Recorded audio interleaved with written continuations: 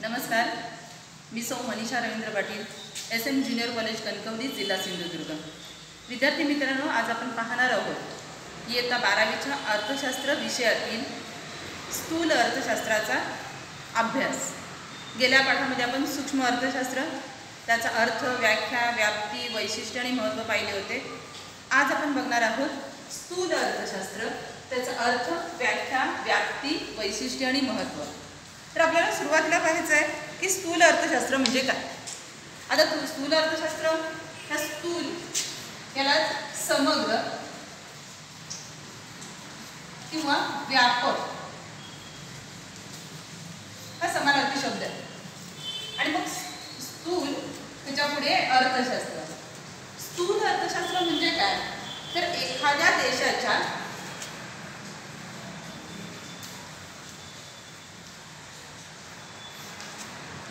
अर्थव्यवस्थेचा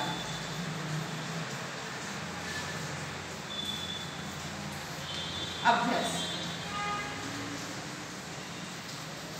आपण सूक्ष्म अर्थशास्त्रामध्ये काय केलं, तर वैयक्तिक घटकाचा अभ्यास, ज्याच्यामध्ये आपण विभाजन पद्धती केली होती. त्या देशातील लहानात लहान घटक म्हणजे एक व्यक्ती, एक उत्पादन संस्था, एखाद्या वस्तूची किंमत, एखाद्या व्यक्तीचं वेतन यांचा अभ्यास केला होता. पण समग्र स्थूल अर्थशास्त्रामध्ये त्या अर्थव्यवस्थेच्या संपूर्ण आर्थिक क्रियांचा एकत्रित अभ्यास केला जातो. जे राष्ट्रीय पातळीवर राष्ट्रीय उत्पादन असेल, राष्ट्रीय उत्पन्न असेल, राष्ट्रीय रोजगार असेल, एकूण बचत असेल, एकूण गुंतवणूक असेल, ही देश पातळीवरील जी आर्थिक संपूर्ण क्रिया आहेत त्या सगळ्यांची जी बेरीज आहे, जे सूक्ष्म अर्थशास्त्राच्या लहान लहान लहान घटकांच्या जी बेरीज करून जी एकूण येते, त्या एकूण अर्थव्यवस्थेचा अभ्यास म्हणजे स्थूल अर्थशास्त्र. मग त्याची व्याख्या काय दिलेली आहे, तर पहिली व्याख्या आहे एकूण रोजगार, एकूण बचत, एकूण गुंतवणूक, राष्ट्रीय उत्पन्न यासारख्या मोठ्या समुच्चयांचा व त्याच्यातील परस्पर संबंधांचा अभ्यास करणारे शास्त्र म्हणजे स्थूल अर्थशास्त्र. प्राध्यापक हान्सेन यांची ही व्याख्या आहे. तर ह्याच्यामध्ये त्यांनी काय सांगितलं आहे, तर देशाचा म्हणजे राष्ट्राचा एकूण रोजगार, वर्षभरामध्ये देशात किती रोजगार निर्मिती झाली, त्या रोजगार निर्मितीतून जे उत्पन्न मिळाले लोकांना, त्याच्यातून त्यांनी किती बचत केली, त्यामध्ये किती गुंतवणूक त्यांना करता आली, किती वस्तूंचं उत्पन्न झालं, ह्यासारख्या ज्या सगळ्या हे आहेत राष्ट्रीय पातळीवरचे हे जे आर्थिक चल आहेत, या आर्थिक चलांच्या समुच्चयांचा आणि त्यांच्यातील परस्पर संबंध. कारण परस्पर संबंध आहेत. रोजगार मिळाला तर उत्पन्न मिळेल लोकांना, उत्पन्न मिळालं तर बचत मिळेल, बचत झाली तर त्याच्यातून पुन्हा मग काय होईल, गुंतवणूक होईल. म्हणजे ह्या परस्पर संबंध आहेत त्यांचे, एकावर एक अवलंबून आहे, डिपेंड आहे. आणि म्हणूनच अशा सगळ्या ह्या आर्थिक चल जे आहेत त्यांच्या समुच्चयाचा आणि परस्पर संबंधांचा अभ्यास करणारं शास्त्र म्हणजे आपल्याला स्थूल अर्थशास्त्र, अशी त्याची पहिली व्याख्या करता येईल.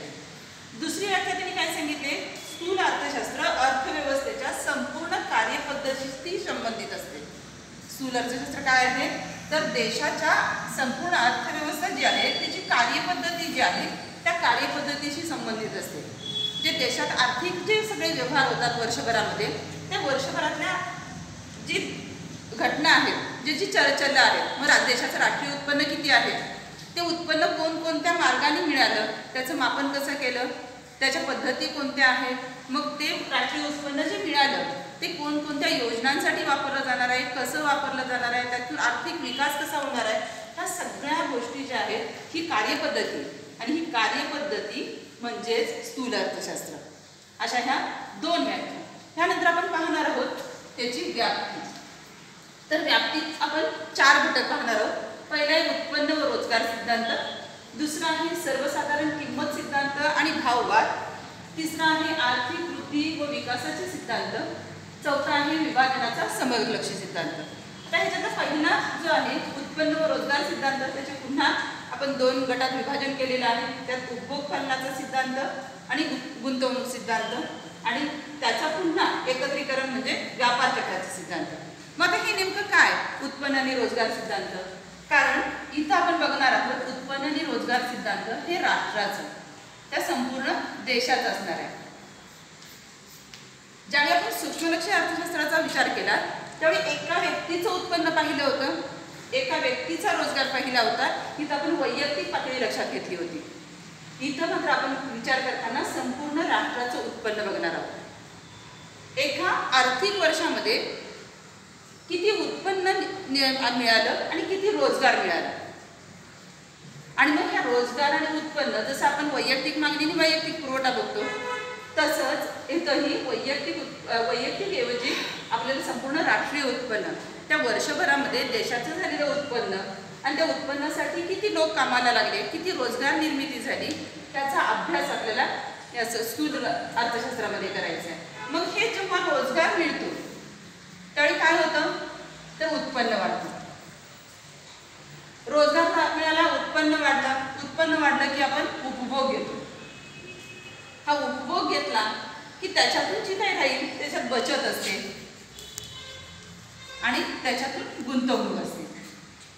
हे जे सगळं आहे त्या सगळ्याचा परिणाम कशावर होतो तर आर्थिक जे बदल आहेत ते बदलांवर होतो.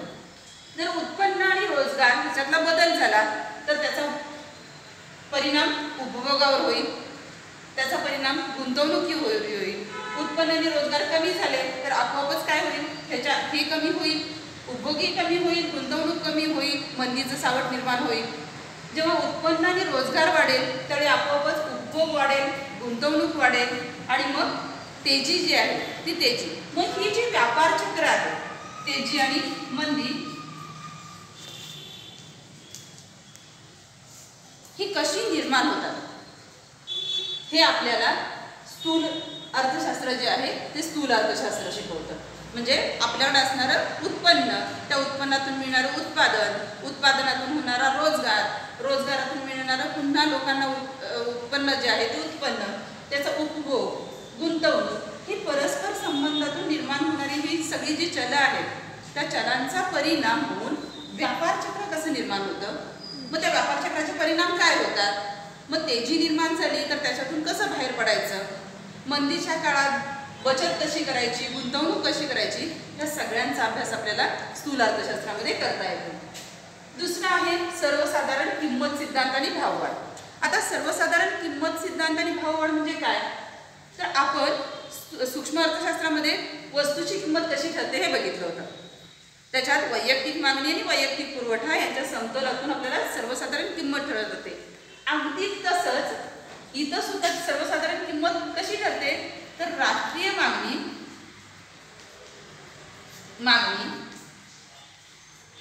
आणि राष्ट्रीय पुरवठा ह्या दोन्हीतून एखाद्या वस्तूची किंमत ठरत असते. आणि त्यालाच आपण मग सर्वसाधारण किंमत पातळीला असं म्हणतो.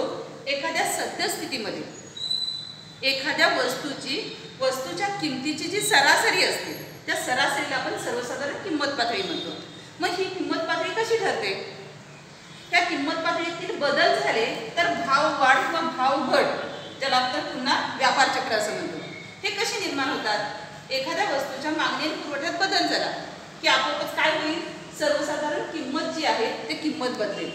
एकतर त्याच्यात वाढ होईल किंवा एकतर त्याच्यात घट होईल. आणि जेव्हा घट आणि वाढ होते त्यावेळी आपल्याला भाव वाढ किंवा भाव घट ह्या गोष्टीला सामोरं जावं लागतं. त्यालाच आपण व्यापार चक्र म्हणतो. आणि मग ते कसं होतं त्याचा अभ्यास स्थूल अर्थशास्त्र करतो. तिसरं आहे आर्थिक वृद्धी व विकासाचे सिद्धांत. आता आर्थिक वृद्धी आणि विकासाचे सिद्धांत म्हणजे काय तर आपल्याकडे देशांची वर्गवारी केली जाते. मग ज्याच्यामध्ये विकसित देश, विकसनशील देश, हे जेव्हा ह्या दोन देशांची आपण तुलना करतो तेव्हा विकसित देशांमध्ये झालेली आर्थिक वृद्धी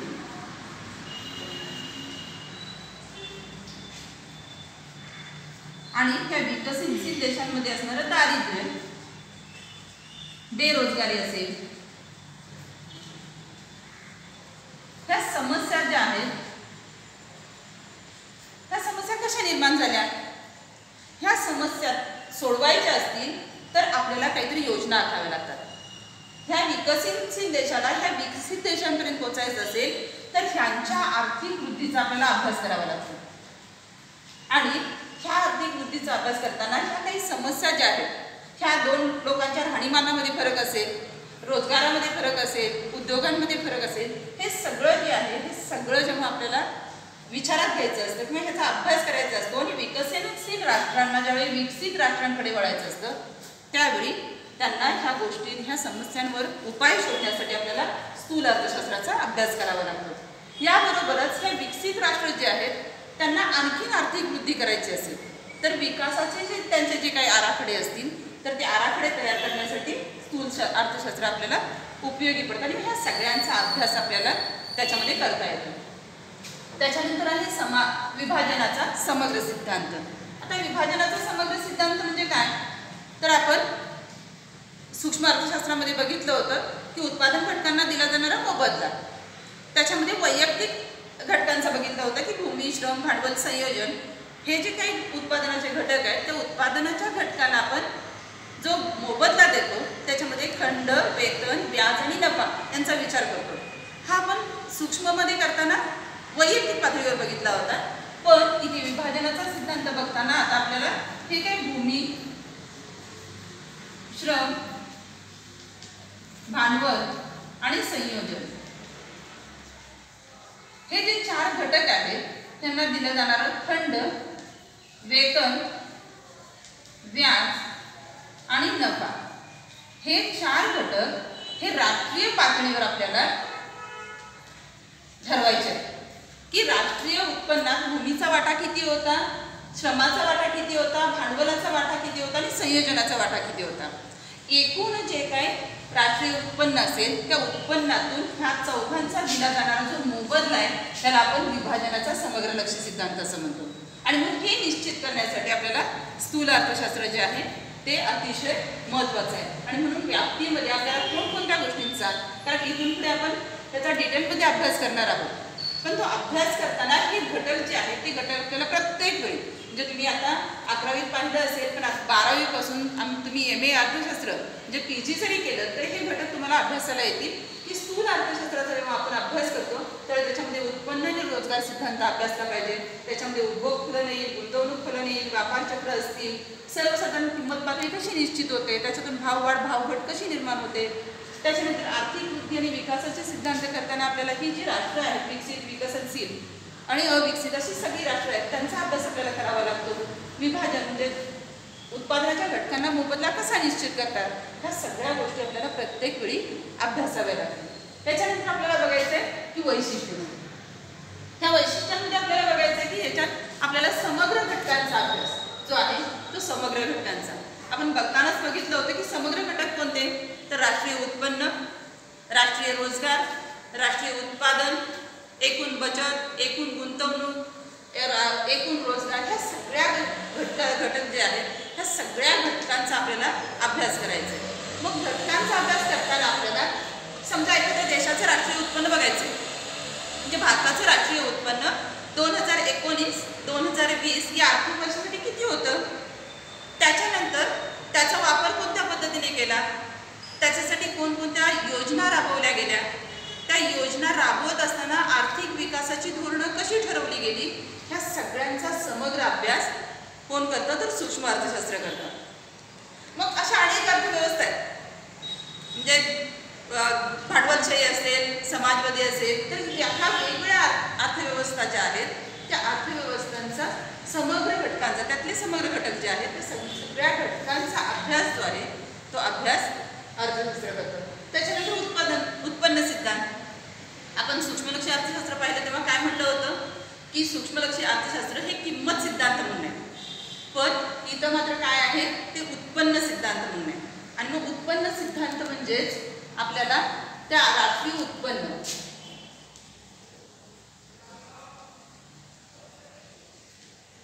हे जे आहे त्या राष्ट्रीय उत्पन्नाचं आपण मापन कसं करतो, त्याच्या पद्धती कोणत्या, त्याची संज्ञा, ह्या सगळ्यांचं आपल्याला इथं माहिती होती। म्हणजे उत्पन्न सिद्धांत राष्ट्रीय उत्पन्नावरच संपूर्ण स्थूल अर्थशास्त्र अवलंबून आहे आणि त्यामुळे हे राष्ट्रीय उत्पन्न जे आहे ते कसं आपल्या म्हणजे काय, ते आपलं किती असतं, त्याचं मापन कसं केलं जातं, त्याच्या कोणकोणत्या पद्धती अवलंबिल्या जातात, ह्या सगळ्याची माहिती आपल्याला स्थूल अर्थशास्त्र देतं. त्याच्यानंतर आहे सर्वसाधारण समतोलाचे विश्लेषण.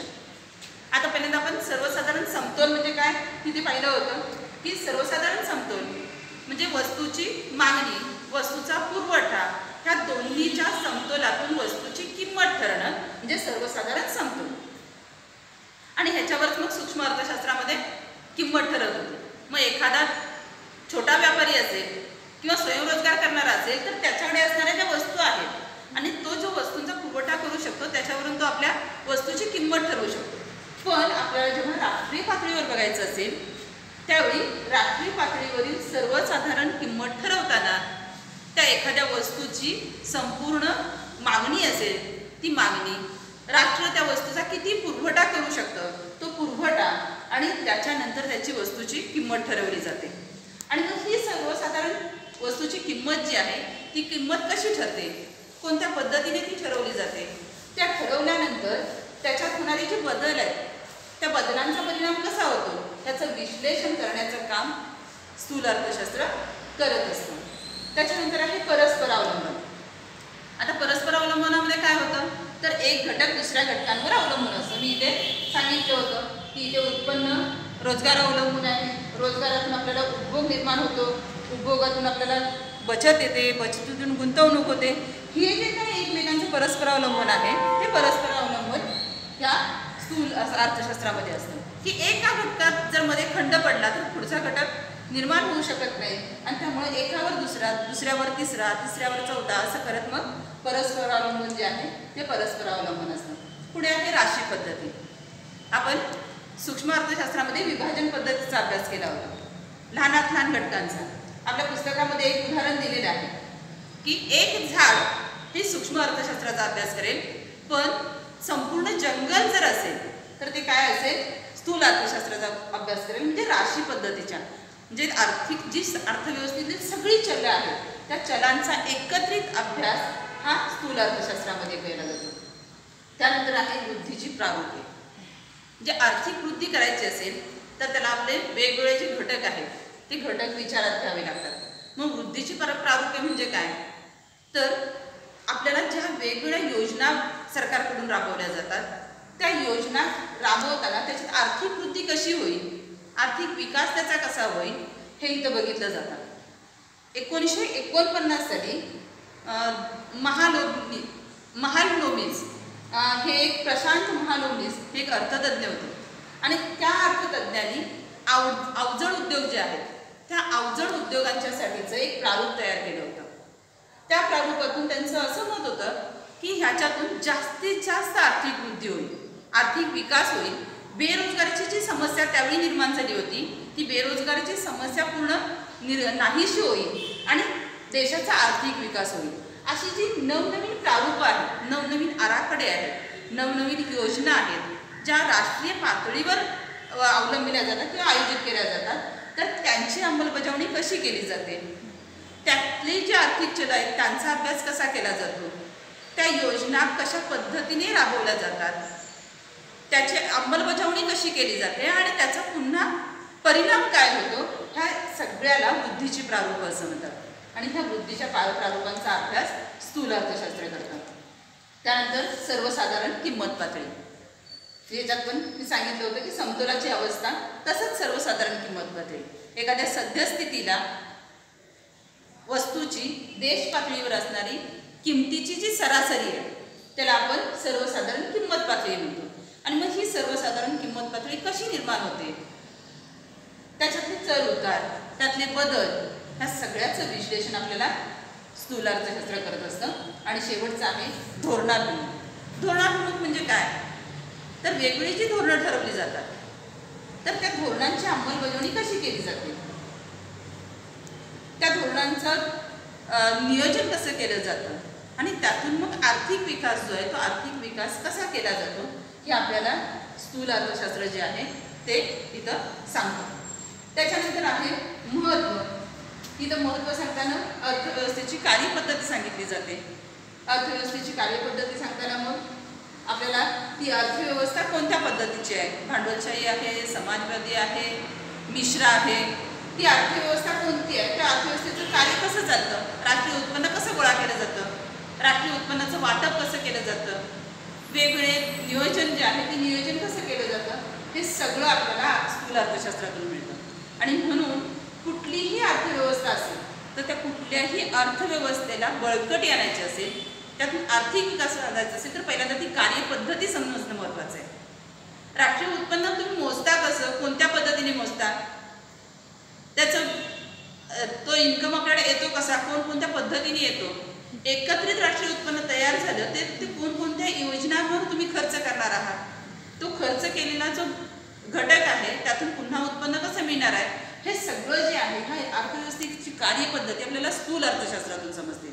सूक्ष्म अर्थशास्त्रातून ते समजणार नाही, कारण तिथं एक व्यक्ती, एक कुटुंब, एक उद्योग संस्था यांचा अभ्यास केला जातो.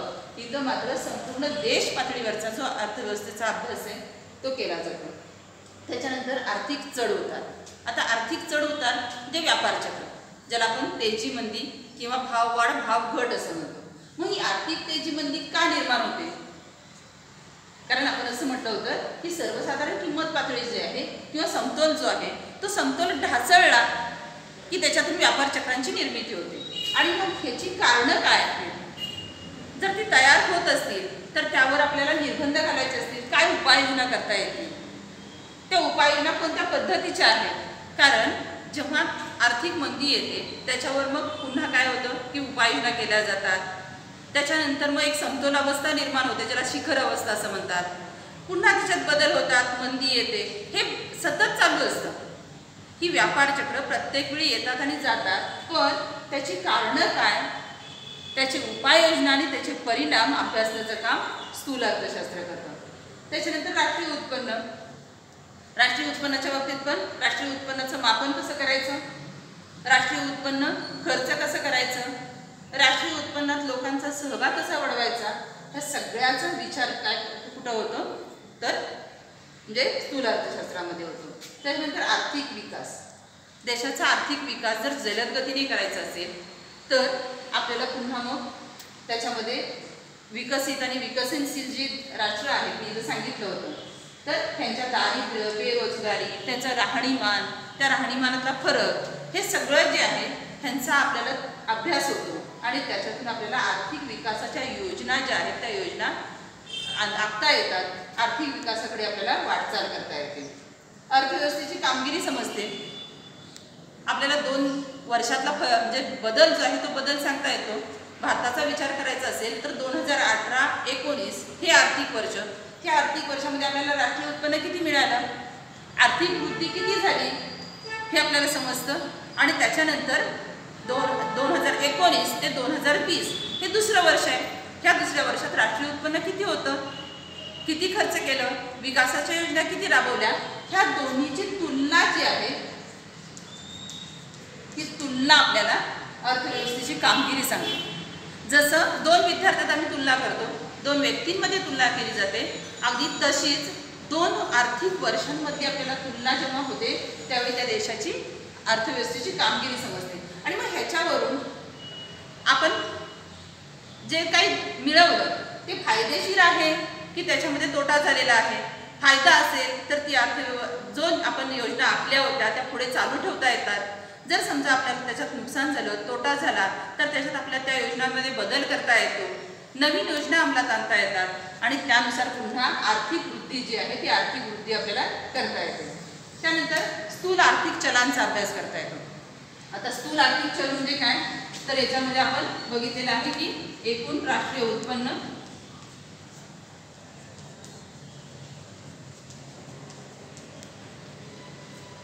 एकूण रोजगार, एकूण उत्पादन किंवा बचत, एकूण बचत असेल, एकूण गुंतवणूक असेल, ही जी काही सगळी आर्थिक चलं आहेत त्या चलांचा आपल्याला अभ्यास करता येतो. मग राष्ट्रीय उत्पन्न म्हणजे काय, मग देशाच्या एका आर्थिक वर्षामध्ये देशात उत्पादित झालेल्या सगळ्या वस्तू आणि सेवा ज्या आहेत त्यांच्या किमतींची बेरीज म्हणजे राष्ट्रीय उत्पन्न. मग रोजगार म्हणजे काय, उत्पादन म्हणजे काय, बचत म्हणजे काय, गुंतवणूक म्हणजे काय, ह्या सगळ्या संकल्पना सांगण्याचं काम आपल्याला स्थूल अर्थशास्त्र करतं आणि म्हणून त्याचं महत्त्व फार आहे. आणि शेवटचं आहे सामान्य रोजगार पातळी. आता सामान्य रोजगार पातळी म्हणजे काय, तर पहिल्यांदा आपण सामान्य रोजगार म्हणजे काय बघूया. तर सामान्य रोजगार, जशी आपण सरासरी किंमत बघितली तसं सामान्य रोजगार किंवा सरासरी रोजगार हा सुद्धा आपल्याला विचारात घ्यावा लागतो. समजा भारताचा विचार करायचा आहे तर भारताची एकूण लोकसंख्या, समजा भारताची एकूण लोकसंख्या म्हणजे 137 कोटी आहे. तर ह्यामध्ये रोजगारासाठी म्हणजे कार्यक्षम लोकसंख्या किती आहे ह्याचा विचार करावा लागतो. मग याच्यामध्ये जी लहान मुलं आहेत ती रोजगार निर्मितीमध्ये येऊ शकत नाहीत. ज्यांना आपण 60 वर्षाच्या वरचे लोक आहेत त्यांनाही रोजगार निर्मितीमध्ये घेऊ शकत नाही. मग ह्या मधला जो तरुण वर्ग आहे तो तरुण वर्ग किती रोजगार निर्मितीमध्ये उपलब्ध होईल. आणि मग त्या उपलब्ध असणाऱ्या सगळ्याच लोकांना देशांकडून रोजगार पुरवला जाईल का. आणि मग अशी ही सामान्य रोजगार पातळी की ज्याच्यामध्ये उपलब्ध असणारी कार्यक्षम रोजगारची जे लोक आहेत ते लोक आणि त्यांना मिळालेला रोजगार आणि त्याच्यातून मिळणारं उत्पादन, आपल्याला ह्या दोन्हीचं विश्लेषण आपल्याला स्थूल अर्थशास्त्रामध्ये करता येतं. मग एकूण देशातली रोजगार निर्मिती आज घडीला किती आहे, त्यातले बेरोजगार किती आहेत हे समजतील. त्याच्यातही आपल्याला पुन्हा वर्गवारी करता येईल, ते आपण पुढे बघू. पण सामान्य रोजगार पातळी आजच्या घडीला देशातली किती आहे, किती लोक त्यासाठी कार्यक्षम आहेत आणि किती लोकांनाच रोजगार उपलब्ध झाला याची पातळी आपल्याला ठरवता येतं, याचं विश्लेषण आपल्याला करता येतं. आणि त्याचबरोबर त्याच्यातून होणारं उत्पन्न जे आहे, उत्पादन जे आहे ते उत्पादन किती असेल ह्याची माहितीसुद्धा आपल्याला स्थूल अर्थशास्त्र करते. आणि म्हणूनच आपल्याला आजच्या ह्या घटकामध्ये आपण काय पाहिलं तर स्थूल अर्थशास्त्र म्हणजे काय, जे देशाच्या एकूण अर्थव्यवस्थेचा अभ्यास करतं ते स्थूल अर्थशास्त्र. किंवा त्याची व्याख्या करताना मग एकूण रोजगार, एकूण बचत, एकूण गुंतवणूक, एकूण राष्ट्रीय उत्पन्न जे आहे त्या समुच्चयांच्या परस्पर संबंधाचा अभ्यास करणारं शास्त्र किंवा अर्थव्यवस्थेच्या संपूर्ण कार्यपद्धतीशी निगडीत असणारं शास्त्र म्हणजे स्थूल अर्थशास्त्र. त्याची उत्पन्न व्याप्ती जी आहे ती 4 भागात आपण विभागलेली आहे. उत्पन्न आणि रोजगार सिद्धांत, ज्याच्यातून आपल्याला 2 गोष्टी, फलन म्हणजे संबंध, ह्या उत्पन्न आणि रोजगाराचा संबंध कशाशी असतो तर उपभोगाशी आणि गुंतवणुकीशी असतो आणि त्याच्यातले होणारे बदल हे आपल्याला व्यापार चक्रांकडे घेऊन जातात. त्याच्यानंतर आर्थिक वृद्धी आणि विकासाचा सिद्धांत, त्याच्यामध्ये आपल्याला आर्थिक वृद्धी कशी करायची आहे, देशाचा विकास कसा करायचा आहे, त्यासाठी मग आपण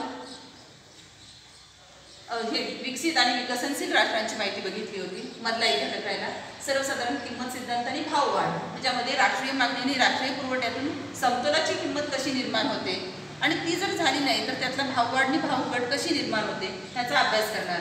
आणि विभाजनाचा समग्रलक्षी सिद्धांतामध्ये उत्पन्न घटकांच्या मोबदला जो आहे तो मोबदला कसा निश्चित केला जातो हे सांगितलं आहे. त्यानंतर ही 8 वैशिष्ट्ये आणि त्याच्यानंतर त्याचं हे महत्त्व.